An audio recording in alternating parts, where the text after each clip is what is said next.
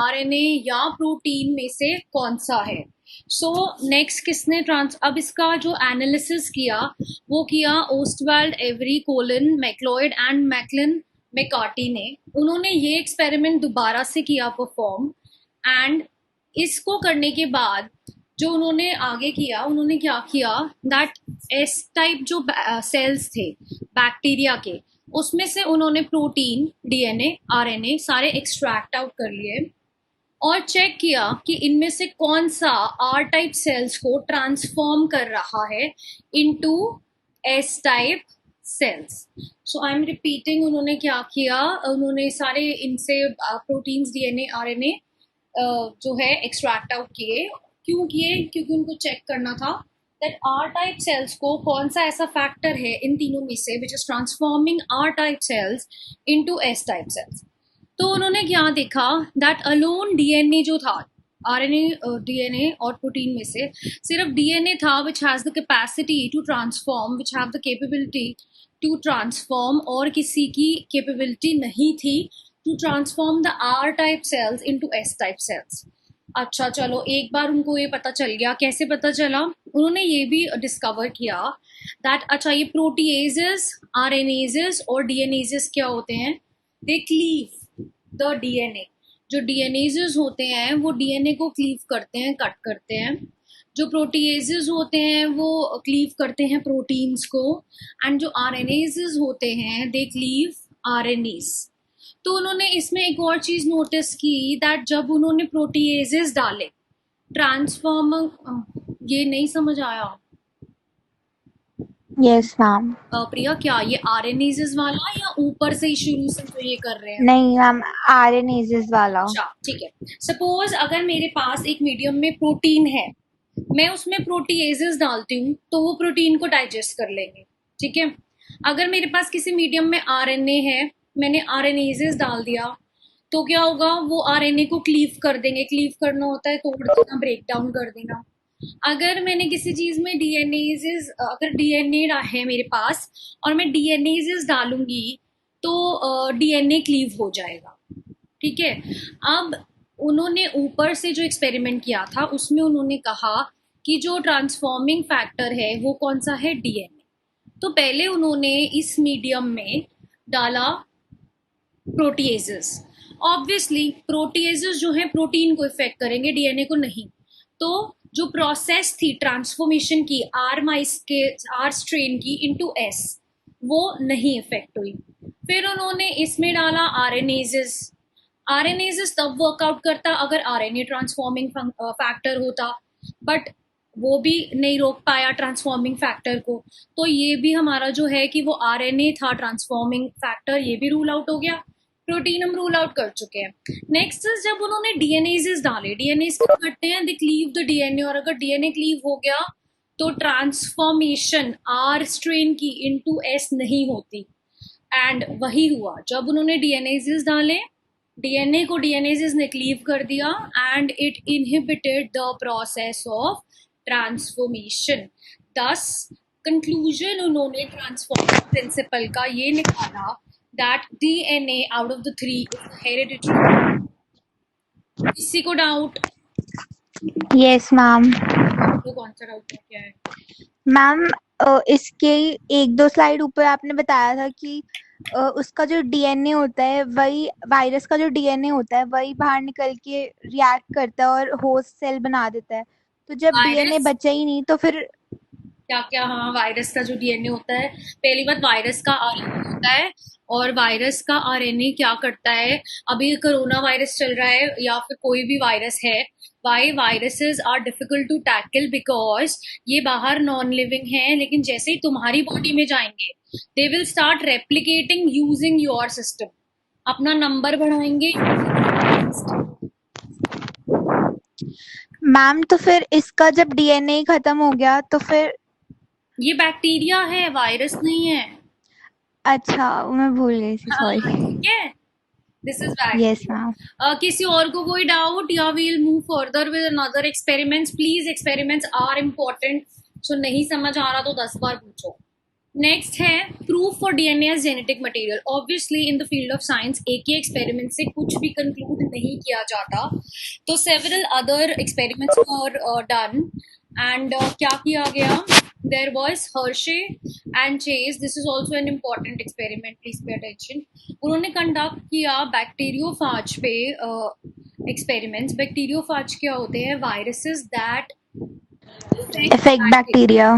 So I am repeating, bacteriophages क्या होते हैं, they are the viruses that affects or infects the bacteria, right? तो उन्होंने इन पे कुछ एक्सपेरिमेंट किया, क्या will study further.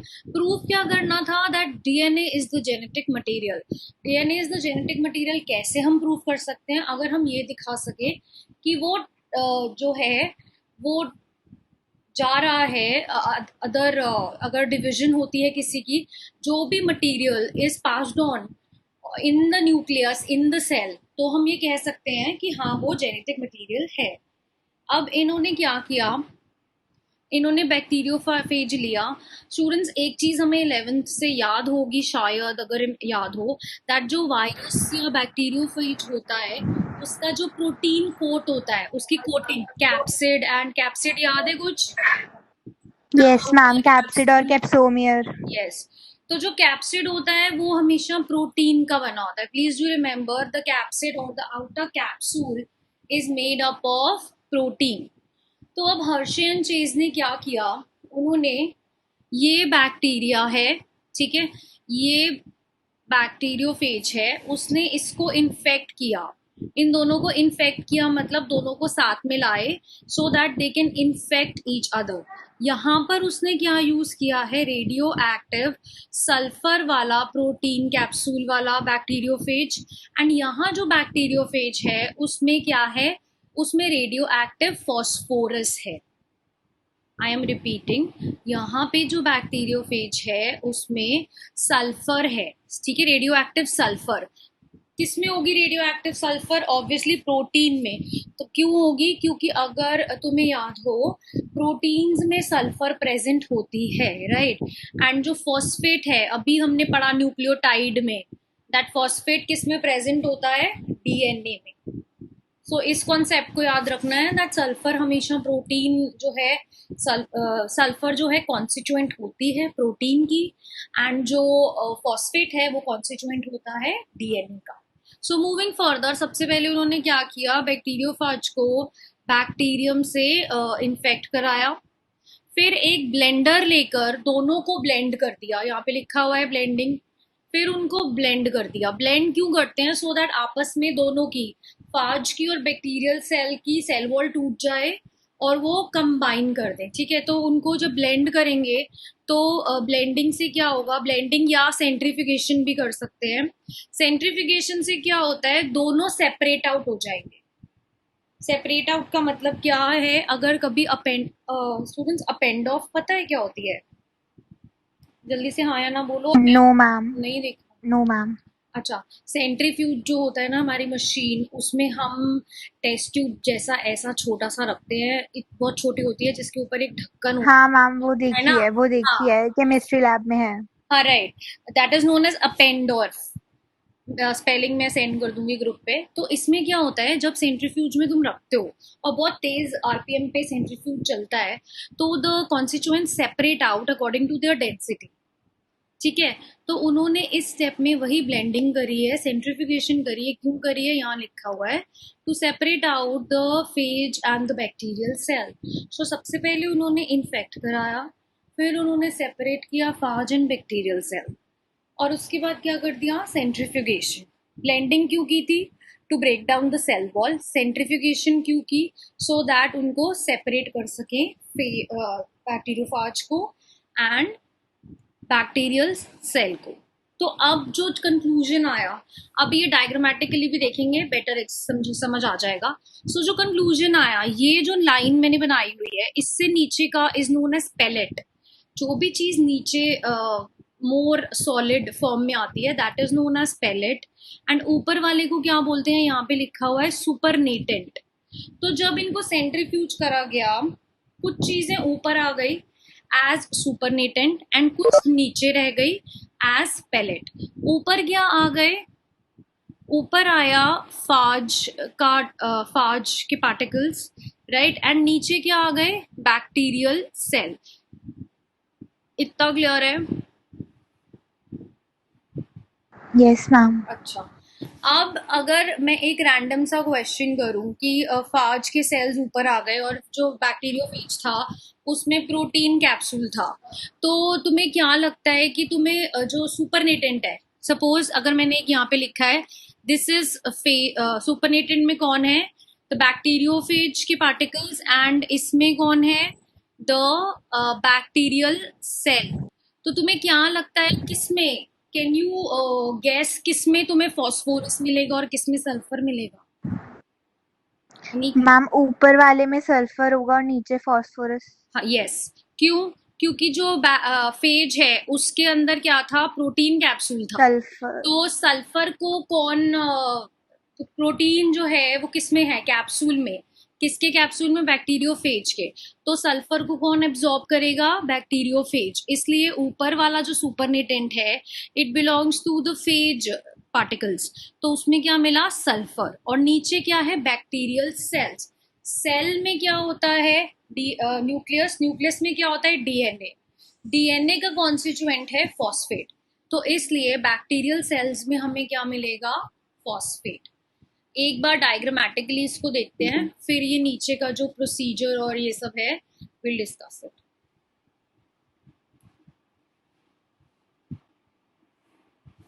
So Hershey and chase ने करा क्या, उन्होंने बैक्टीरियोफेजेस यूज करे। बैक्टीरियोफेज क्या होता है, virus that infect bacteria and then they replicate within the bacteria. ऐसा कुछ स्ट्रक्चर होता है बैक्टीरियोफेज का। They have a tail, a protein code and a DNA. अब टेल के थ्रू ही वो अंदर जाते हैं थ्रू द बैक्टीरिया। नाउ अब जो कंक्लूजन निकला दैट सम बैक्टीरियोफेजेस, जब उनको ग्रो किया गया इन फॉस्फोरस मीडियम, तो उन्होंने रेडियो एक्टिव डीएनए ले लिया। जब कुछ बैक्टीरियोफेजेस को ग्रो किया गया इन रेडियो एक्टिव सल्फर मीडियम, उन्होंने प्रोटीन ले लिया। बट ये क्यों हुआ, बिकॉज, एक सेकेंड, अब ये क्या हुआ, नंबर वन वही डायग्राम वाला, हमने पहले इन्फेक्शन कराई, that is bacterias were infected by the bacteriophages. Number two, हमने एजिटेट किया to separate them out, and then हमने सेंट्रीफ्यूगेट किया सुपरनेटेंट और पैलेट को अलग करने के लिए। वहां भी मैंने बताया सुपरनेटेंट में क्या था, फाज पार्टिकल्स, एंड नीचे पैलेट में क्या था, बैक्टीरियल सेल्स। सो अगर हम रिजल्ट देखें इसका तो क्या आया, जो रेडियो एक्टिव बैक्टीरियल सेल्स थे उनमें रेडियो एक्टिविटी आई कब, जब हमने फॉस्फोरस वाला P32 लिया, रेडियो एक्टिव फॉस्फोरस लिया हमने जब, आई एम रिपीटिंग, मैं फॉस्फोरस की बात कर रही हूँ। जब हम फॉस्फोरस देखेंगे इस डायग्राम में, this is the bacterium and this is the phage. So जब हमने फॉस्फोरस के मीडियम के साथ उनमें देखा कि क्या हुआ है, तो क्या देखा हमने कि जो उसका डीएनए है बैक्टीरियम का, उसने रेडियो एक्टिविटी ले ली। So the bacterial cells were radio active, but supernatant इसमें कोई रेडियो एक्टिविटी नहीं थी। So we can conclude that जो डीएनए है that was that had phosphate, and वही जो था आगे पास ऑन हुआ है। अगर इसमें मैं चेक करूं, इसमें क्या हुआ सेकंड केस में, सल्फर के साथ, that no radio activity in the bacterial cell. क्यों? क्योंकि डीएनए या सेल में सल्फर, डीएनए में सल्फर नहीं होता। सो बैक्टीरियल सेल इस वाले में सल्फर नहीं आया, but radio activity was detected in the supernatant. Why? Because phage के पार्टिकल्स में सल्फर है in the protein coat. Hershey and Chase का ये थ्योरी कंप्लीट हो गया है। किसी को डाउट है तो प्लीज पूछो।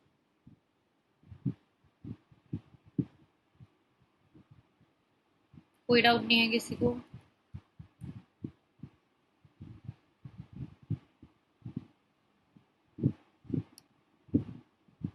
ठीक है, नो डाउट्स।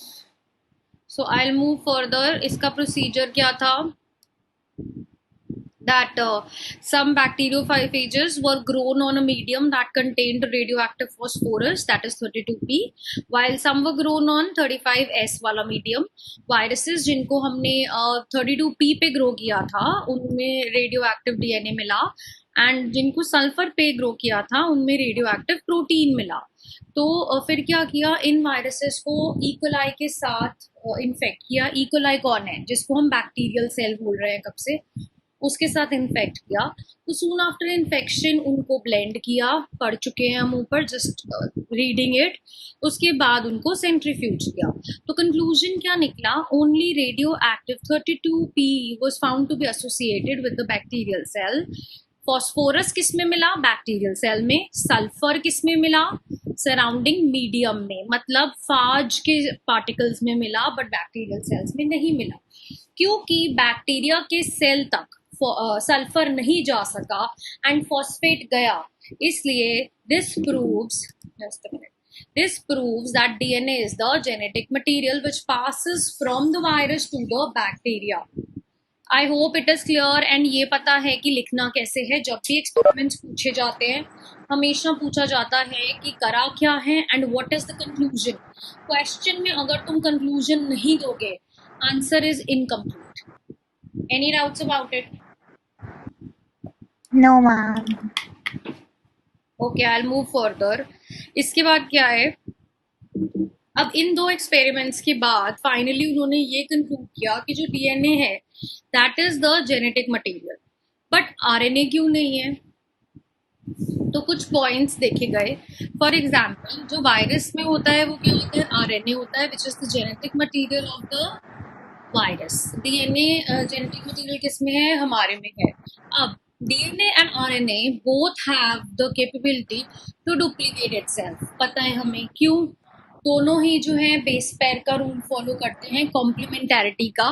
बट प्रोटीन जो है वो अपने आप को डुप्लीकेट नहीं कर सकता.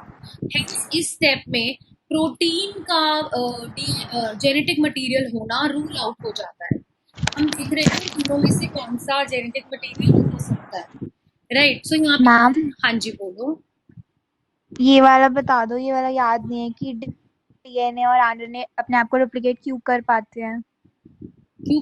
तो ये हम आगे पढ़ेंगे रेप्लिकेशन और ट्रांसक्रिप्शन में. बिकॉज क्यों कर पाते हैं, इसलिए कर पाते हैं क्योंकि जो डीएनए है उसमें क्या होता है, डबल स्ट्रैंड स्ट्रक्चर है, तो वो अपनी कॉपीज बना पाता है. They have that capability. और ये क्यों है, ये हम डीएनए के बारे में रेप्लिकेशन में पढ़ेंगे कि कैसे करता है, और आरएनए के बारे में ट्रांसक्रिप्शन में पढ़ेंगे. अभी तो हमारे पास सिर्फ कंक्लूजन्स आए हैं, हमें उनको डिस्कस करना है, ठीक है. तो ये साइंटिस्ट जो पॉइंट नंबर 1 बोल रहे हैं, ये किस बेसिस पे बोल रहे हैं, क्योंकि वायरस में देखा गया है आरएनए अगले उसके प्रोजेनी में जाता है, तो it has the power to duplicate. DNA तो हमने देखा ही है कि आगे प्रोजेनी में जाता है, तो yes it has the power to duplicate. But protein हमने एग्जैक्ट सेम जाता हुआ नहीं देखा.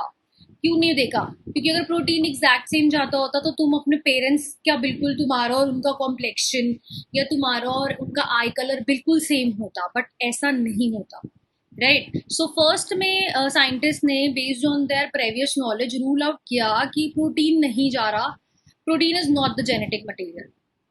नेक्स्ट, जेनेटिक मटेरियल ऐसा होना चाहिए which is stable and should not change with different stages of life, age and physiology of organism. Second point में उन्होंने कहा जेनेटिक मटेरियल स्टेबल होना चाहिए. ऐसा नहीं कि अभी तुम 27 डिग्री में हो तो तुम्हारा genetic material stable, but as you move to 40 degree वो डीनेचर होना शुरू हो जाए. तो ऐसा नहीं होना चाहिए. It should not be reactive and it should not depend upon the physiology of the organism. तो इस पे बेस्ड उन्होंने क्या देखा, प्रोटीन तो पहले ही रूल आउट हो चुका है. डीएनए और आरएनए में से उन्होंने देखा आरएनए जो है वो अनस्टेबल है. आरएनए को अनस्टेबल क्यों बोला गया है, बिकॉज जब हम म्यूटेशन देखते हैं, म्यूटेशन क्या है, इट इज सडन चेंज. जब हम म्यूटेशंस देखते हैं तो RNA mutates faster than the DNA. तो इसलिए स्टेबिलिटी का फैक्टर अगर देखें तो कौन ज्यादा स्टेबल हुआ, DNA rather than the RNA, ठीक है। आरएनए का जो जीनोम होता है, आरएनए जीनोम मतलब बहुत सारे RNA, they have a shorter life span and mutate and evolve faster. फटाफट से उसमें चेंजेस आते हैं, दे इवॉल्व फास्टर। नेक्स्ट इज, अब एक और पॉइंट है, आरएनए जो है वो क्यों जेनेटिक मटेरियल होना चाहिए? क्योंकि वो डायरेक्टली प्रोटीन फॉर्म कर सकता है। और अगर तुम्हें याद हो, अभी तक 5th चैप्टर से मैं यही बोलती आ रही हूँ, दैट आरएनए जो होता है वो प्रोटीन बनाता है और प्रोटीन हमें एक्सप्रेशन देते हैं। तो इस पॉइंट में तो आरएनए इज बेटर, क्योंकि वो डीएनए को आरएनए बनना पड़ता है, फिर प्रोटीन सिंथेसाइज होता है। बट आरएनए जो है it can directly synthesise the protein and thus can express the characters. But DNA जो है that is dependent upon, वो पहले RNA बनेगा, RNA फिर आगे जाके प्रोटीन बनाएगा, राइट। बट अगेन हमें ये पता होना चाहिए कि जो भी आरएनए में भी कुछ चीज़ें अच्छी हैं, डीएनए में भी कुछ चीज़ें बेनिफिशियल है, but the most important thing is that जो भी जेनेटिक मटेरियल है वो केमिकली लेस रिएक्टिव होना चाहिए एंड स्टेबल होना चाहिए। तो ये दोनों क्वालिटीज़ किस में हैं? ये दोनों क्वालिटीज़ डीएनए में हैं। इसलिए हमने ये माना कि जो डीएनए है that is the genetic material. क्यों हमने कैसे स्टेबल बोल दिया? नंबर 1, वो डबल स्ट्रैंडेड है, तो डबल स्ट्रैंडेड है तो इट इज़ मोर स्टेबल, ठीक है। जल्दी से कोई भी उसके साथ आके रिएक्शन नहीं कर सकता, because it is double stranded, already वो एक दूसरे के साथ बॉन्डेड है। Then two strands being complementary, they even if separated by heating they come together. DNA का एक बहुत अच्छा हमें 11th में भी हमने पढ़ा था, आई डोंट कैन रिकॉल और नॉट, दैट डीनेचर करने के बाद रीनेचर भी हो सकता है, राइट। तो ये भी उसकी स्टेबिलिटी का एक फैक्टर हुआ। लेस रिएक्टिव है, क्यों? क्योंकि आरएनए में 2' पोजिशन पे OH है, वेर एज डीएनए में क्या था? H था सिर्फ। सो आरएनए इसी वजह से ज़्यादा कैटालिटिक है और ज़्यादा रिएक्टिव है। एंड लास्टली थायमीन जो है वो है प्रेजेंट डीएनए में रादर देन द यूरेसिल, जो कि कंट्रीब्यूट करता है स्टेबिलिटी को डीएनए। हाँ प्रिया, कुछ डाउट है? No ma'am. ठीक है। तो ये सब फैक्टर्स की वजह से आफ्टर दोज एक्सपेरिमेंट्स साइंटिस्ट ने कंक्लूड किया दैट आरएनए जो है that is not the genetic material, but the DNA is the genetic material. RNA जो है, although it is a very important material, it is very important genetic material and हम उसको neglect नहीं कर सकते। It was the first genetic material, हमें पता है हमारे आने से पहले कौन आए? Bacterias and viruses.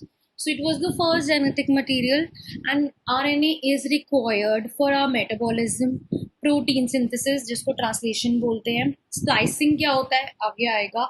So for every process, चाहे वो डीएनए में हो रही है या किसी में हो रही है या हमारे में हो रही है, आरएनए इज रिक्वायर्ड। तो आरएनए जो है it acts as genetic material as well as a catalyst also, because it's highly reactive. Catalyst की तरह क्यों करता है react? Because it is very reactive and unstable, and thus DNA has evolve from RNA with chemical modifications that make it more stable. So scientist ने ये conclude किया, पहले RNA आया, उसमें जब मॉडिफिकेशंस हुई तो डीएनए आया। DNA being double stranded it resist changes and thus कैसे रेजिस्ट करता है changes? By evolving the process of repair. अगर कोई गलती डीएनए में हो जाती है, आगे हम पढ़ेंगे रेप्लिकेशन में, that by the process of proof reading it can be corrected, right. ये आगे हम पढ़ेंगे अभी। सो डिफरेंसेस अगर जनरली देखें डीएनए आरएनए में हमें आते ही होंगे, हमने 11th में भी पढ़े हैं। शुगर डीऑक्सीराइबोज है, यहाँ पे क्या है? राइबोज है। नाइट्रोजनस बेसिस AGTC है, यहाँ पर AGCU है, यूरेसिल है। It is double stranded, it is single stranded. Genetic material है ये ऑलमोस्ट ऑन लिविंग ऑर्गेनिज्म का, ये कुछ वायरसेस का जेनेटिक मटेरियल है, not for every organism. This is chemically less reactive, structurally more stable. It is chemically more reactive, structurally less stable. तो ये तो हो गया कि एक्सपेरिमेंट्स पढ़े हमने जो कहते हैं कि आरएनए और डीएनए में से कौन सा जो है जेनेटिक मटेरियल है। But now we are going to study Meselson Stahl experiment, जो कि ये बताएगा कि अगर डीएनए जेनेटिक मटेरियल है तो वो कैसा जेनेटिक मटेरियल है और वो क्यों जेनेटिक मटेरियल है। सो मेसल्स एंड स्टैल एक्सपेरिमेंट का मैं थ्योरी भी दिखाऊंगी, पर अगर रैंडम पहले